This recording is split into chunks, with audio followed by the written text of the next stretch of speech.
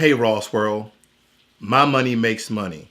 And today I'm going to get a little philosophical. I'm going to try to intertwine those inner thoughts that you have about life, money, and choices. So we're going to talk about, or rather discuss briefly, the law of attraction, the law of routine, the law of averages, and also choice theory. So choice theory is simply your choices, right? Now, I read this whole journal, all these particular documents about choice theory, but it really narrows down to two things. You can control what you say and what you do. And also you can control what you say to other people, but you cannot control what they do.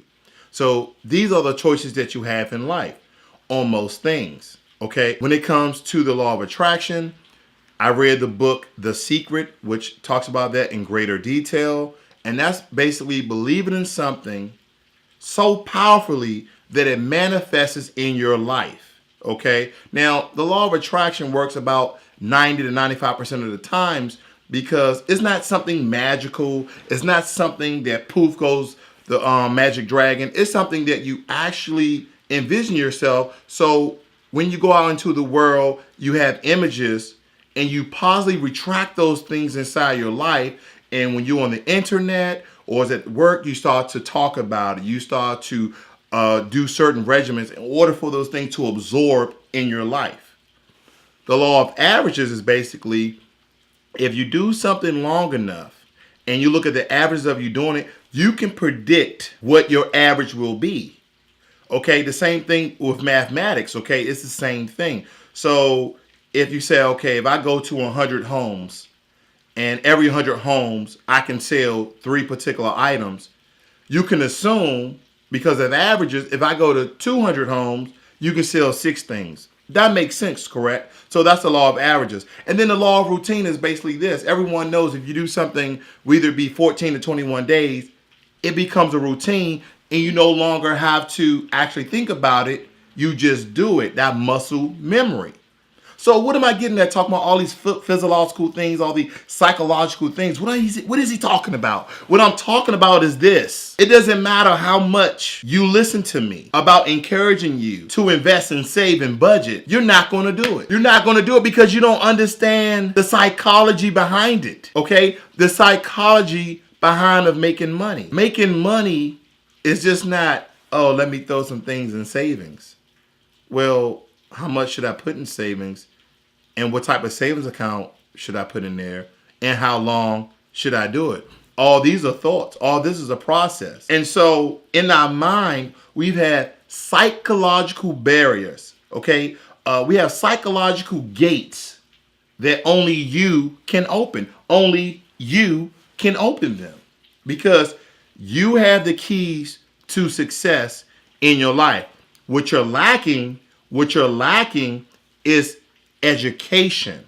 And I don't mean book education. I mean the education to free your mind in order for you to operate in choice theory, in laws of averages, laws of routine, and the law of attraction. You're probably saying, well, that's poppycock because I did this and I did that. I promise you, you have not laid out your plan.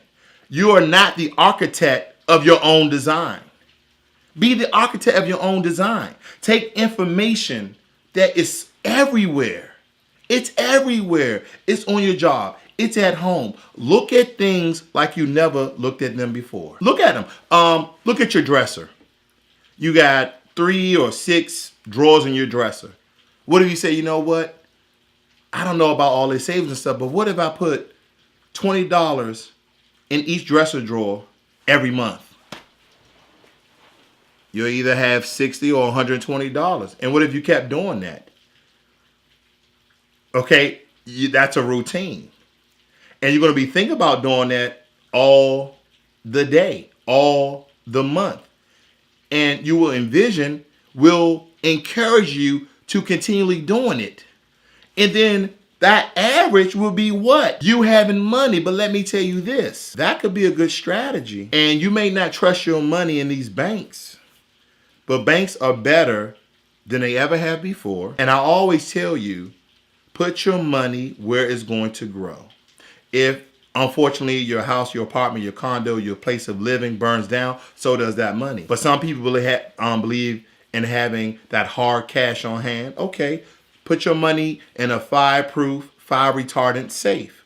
Okay, have that runaway cash, so to speak, that survival cash, so to speak, and that's a great idea.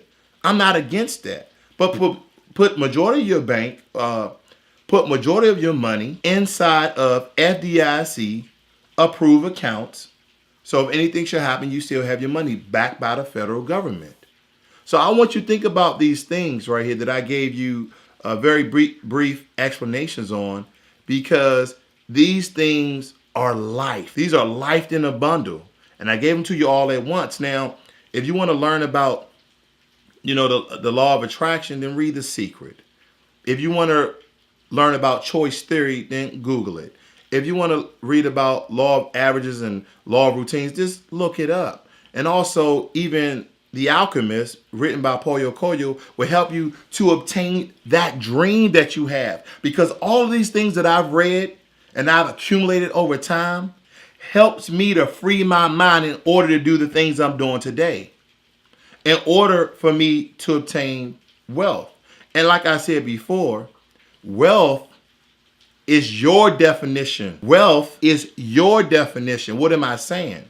If you're not needing of anything, and you're saving at the rate you want to save at because you projected, you did the math, how much you need in the future, are you not wealthy? Or are you going by social and economics, or social economics of someone from an Ivy League school or from any school, quite frankly, or professional in the field say, well, in order to be wealthy in America, you need to obtain this amount of money? Not in my opinion. If I can pay all my bills, if I can save, and I can invest in my budget, and I'm living good, are you not wealthy? I just want you to think about those things, Ross World. My money makes money. You have a brain. Break through those psychological barriers. I'm out.